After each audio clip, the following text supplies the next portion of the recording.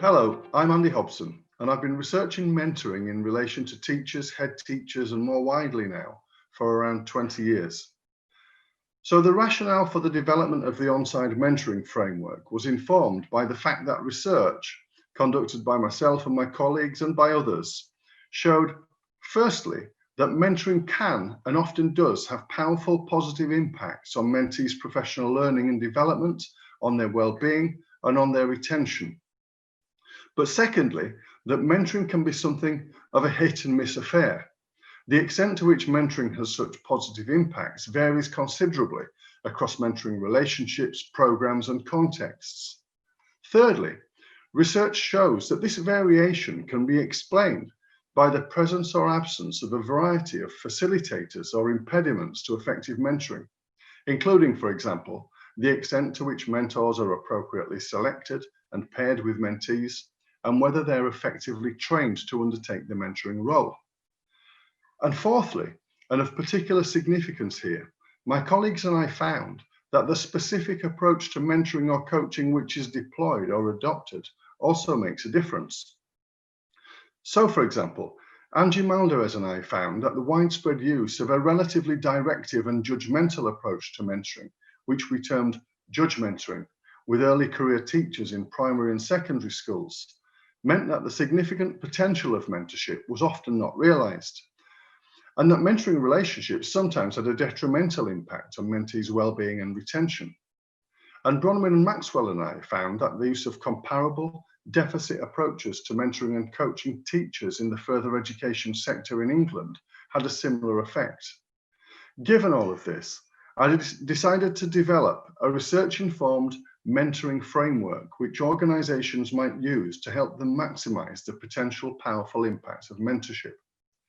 I thus captured key features of effective mentoring and factors promoting effective mentoring which supports mentees' professional learning and development, well-being and retention in the term ONSIDE, where the O stands for offline, signifying that mentoring should be separated from line management and supervision, power relationships, which can and often do provide an impediment to the development of trust, openness, and honesty, which are central to effective and successful mentoring relationships.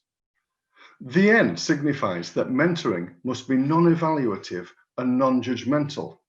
Mentees can and often do clam up if they feel that they are or their performance is being assessed, evaluated, or judged, especially where they perceive that this might influence their progression in their chosen career. So mentoring should provide a confidential, safe space in which mentees can openly and honestly discuss their professional learning and development needs. The S is for supportive.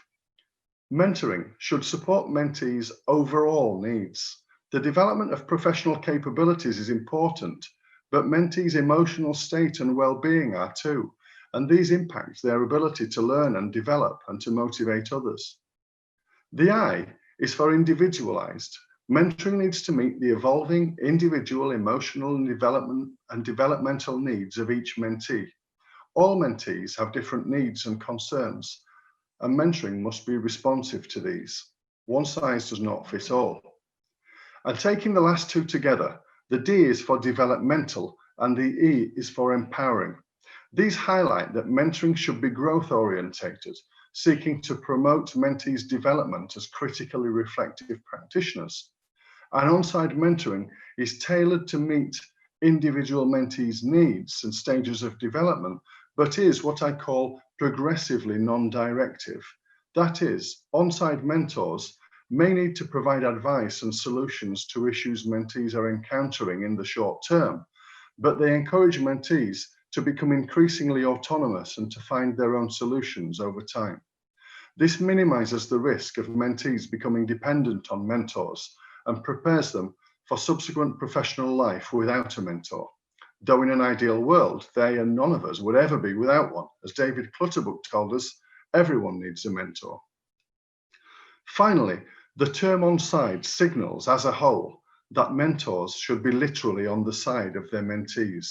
So ONSIDE mentors are their mentees' ally, confidant, advocate, and champion.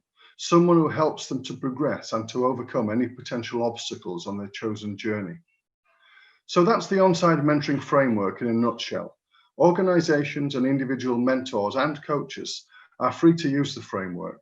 I say coaches too, because I think the descriptor ONSIDE coaching would have been equally applicable, but I won't go into that old chestnut about the difference between mentoring and coaching.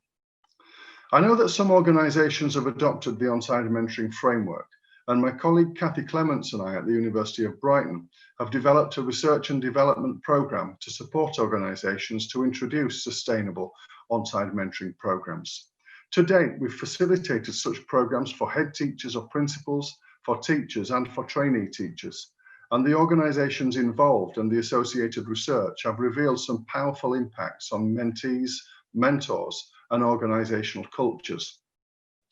On one of the ONSIDE teacher mentoring programs, for example, a comparison between mentees' responses to surveys undertaken before and after one school year of ONSIDE mentoring show a marked increase in mentees' perceptions of their overall effectiveness at work. One mentee on the program said that the mentoring has made me feel valued, cared for, and safe.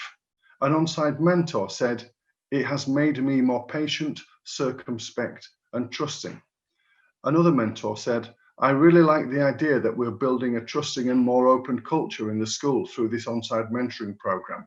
And another, the process of sharing builds a sense of belonging for a new staff member and strengthens the sense of the collegiate community for longer standing colleague relationships. Having said all that, it's not only about the mentoring framework, model, or approach. The success of ONSIDE mentoring, like that of all mentoring approaches and programs, will also be influenced by the extent to which there exists what Brian Cunningham called a supportive mentoring architecture, or what Bronwyn Maxwell and I have more recently termed a mentoring substructure and superstructure.